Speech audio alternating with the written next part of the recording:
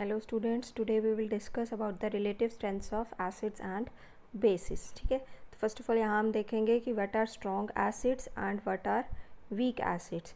तो जो acids which ionize to a large extent that are known as strong acid and the acids which ionize to a lesser extent they are known as weak acids. ठीक है, तो अगर हम यहाँ पे बात करें कि किसी भी एसिड या बेस का जो भी स्ट्रेंथ है उसको कैसे हम डिनोट कर सकते हैं, तो उसको हम रिप्रेजेंट करते हैं किससे, उसकी Ka या फिर pKa वैल्यू से। ठीक है, तो ये Ka और pKa क्या है हमारे पास। तो सपोज़ करो हमने कोई भी Ha एसिड लिया, ठीक है, और वो डिसोसिएट करेगा, कैसे आयोनाइज करेंगे उसको, तो किस में ब्रेक होगा वो, it will give H+ and A negative ions. ठीक है, तो इस रिएक्शन के लिए हम क्या लिखेंगे, equilibrium constant. That equilibrium constant is known as Ka। तो Ka हमारा क्या हो जाएगा, concentration of products upon concentration of reactants. ठीक है, तो concentration of H positive into concentration of A negative divided by concentration of HA। ठीक है, ये जो Ka है इसी को ही हम बोलते हैं क्या, डिसोसिएशन कांस्टेंट और the ionization constant of the acid. A क्यों लिखा है इसके नीचे, क्योंकि A जो है हमारा रिप्रेजेंट कर रहा है किसको, एसिड को। अगर बेस के लिए लिखेंगे तो क्या लिखेंगे हम, Kb। ठीक है, नेक्स्ट हम डिफाइन करेंगे pKa वैल्यू। तो pKa क्या होगा हमारे पास, माइनस लॉग ऑफ Ka। ठीक है, p का मतलब क्या होता है हमारे पास, माइनस लॉग।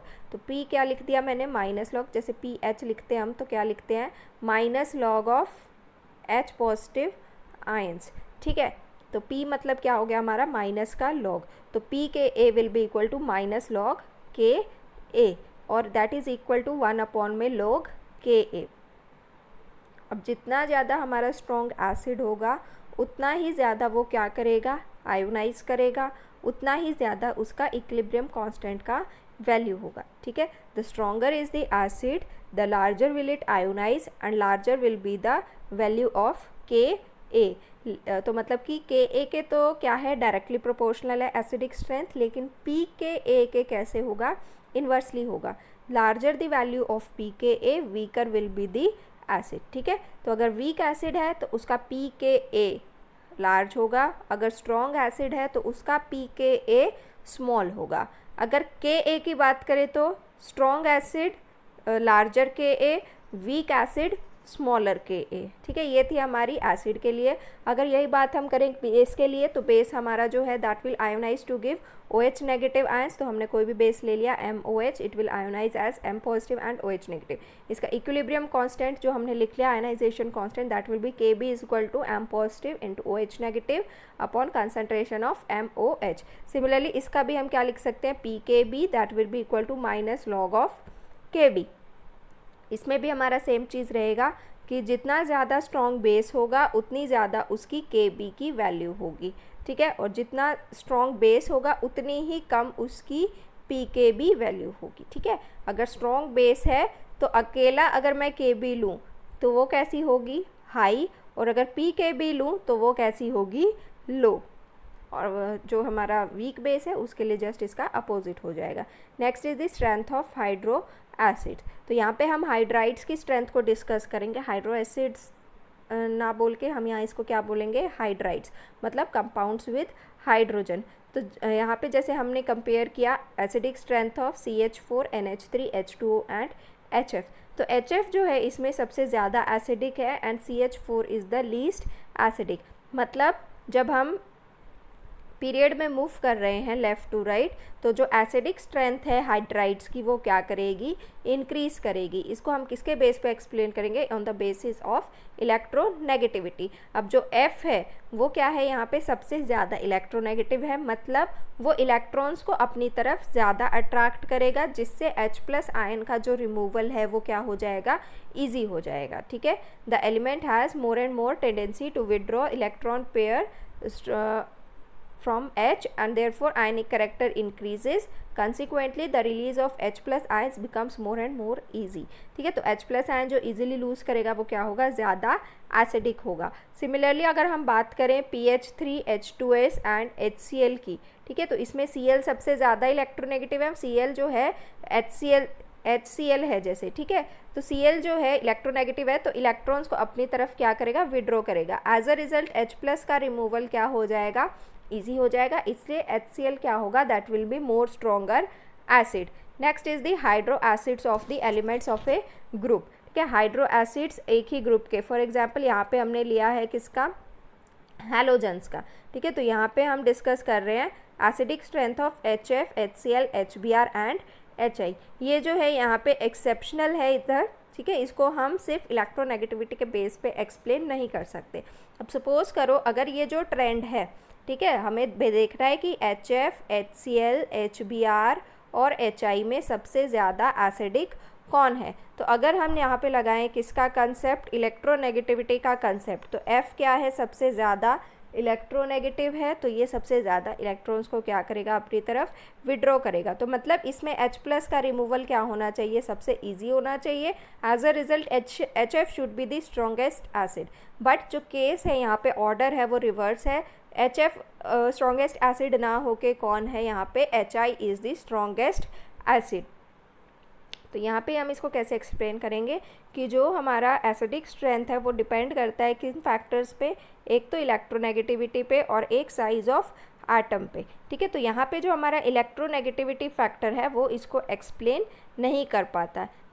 तो अगर हम बात करें फ्लोरीन से, अगर हम जा रहे हैं कहाँ पे, आयोडीन तक, ठीक है, तो यहाँ पे जो है साइज़ जो है वो वाला फैक्टर क्या करेगा, डोमिनेट करेगा, ठीक है, the atomic size of the central atom increases. Obviously जब हम डाउन द ग्रुप जाते हैं FCl, Br, I, तो साइज़ क्या करेगा, इंक्रीज़ करेगा, और जो इंक्रीज़ इन साइज़ है वो ज़्यादा है as compared to the change in the electronegativity, ठीक है। फॉर एग्जांपल यहाँ पे अगर हम डिफरेंस देखें between the electronegativity of fluorine and iodine, that is only 1.5, लेकिन जो इसका एटॉमिक साइज़ है वो क्या हो गया, 0.64 से 1.33, मतलब एटॉमिक साइज़ तो अप्रॉक्सीमेटली डबल हो गया, और इलेक्ट्रोनेगेटिविटी में अगर हम यूनिट्स में चेंज देखें तो कितना आया, सिर्फ 1.5 का। तो ये जो ट्रेंड है इसको हम इलेक्ट्रोनेगेटिविटी से एक्सप्लेन ना करके किसके बेस पे एक्सप्लेन कर सकते हैं, on the basis of the atomic size, ठीक है। तो अब जो लार्ज एटम है हमारे पास, ठीक है, अगर सेंट्रल एटम जो है, सपोज करो आयोडीन जो है उसका साइज़ क्या है, लार्ज है, तो उसका जो H के साथ बॉन्ड बनेगा वो क्या बनेगा, वीक बनेगा। एज अ रिजल्ट H जो है it can be released easily, ठीक है, ईजिली रिलीज होगा, तो HI will be the strongest acid. लेकिन F का साइज़ क्या है, स्मॉल है, तो उसका जो बॉन्ड बनेगा H के साथ वो क्या बनेगा, स्ट्रॉन्ग बनेगा, तो स्ट्रॉन्ग बॉन्ड है तो इजीली ब्रेक नहीं होगा, ब्रेक नहीं होगा तो H+ नहीं निकलेगा, H+ नहीं निकलेगा तो HF जो है स्ट्रॉन्ग एसिड नहीं रहेगा, ठीक है। तो इस केस में HI जो है that is the strongest acid and HF is the weakest acid.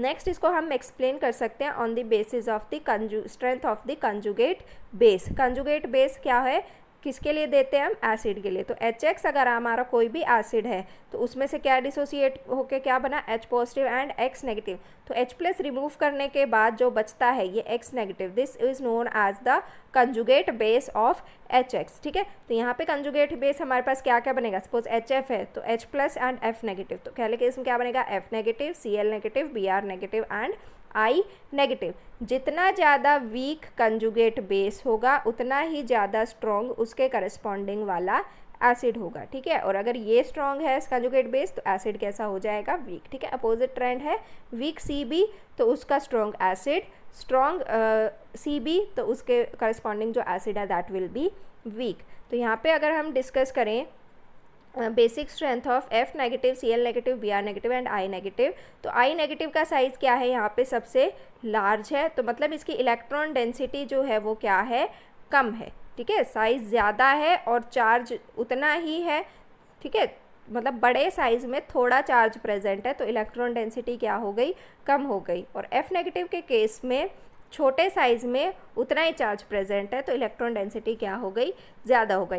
As a result जो हमारा I नेगेटिव है वो इलेक्ट्रॉन को जो है इजीली एक्सेप्ट नहीं करेगा, सॉरी प्रोटॉन को जो है इजीली एक्सेप्ट नहीं करेगा due to its less electron density. अब I नेगेटिव जो है H+ को इजीली एक्सेप्ट नहीं करेगा, मतलब ये जो बेस है ये जो कंजुगेट बेस है ये कैसा कंजुगेट बेस हुआ, इसको H प्लस नहीं चाहिए, तो ये कैसा कंजुगेट बेस हुआ, it is a weak conjugate base.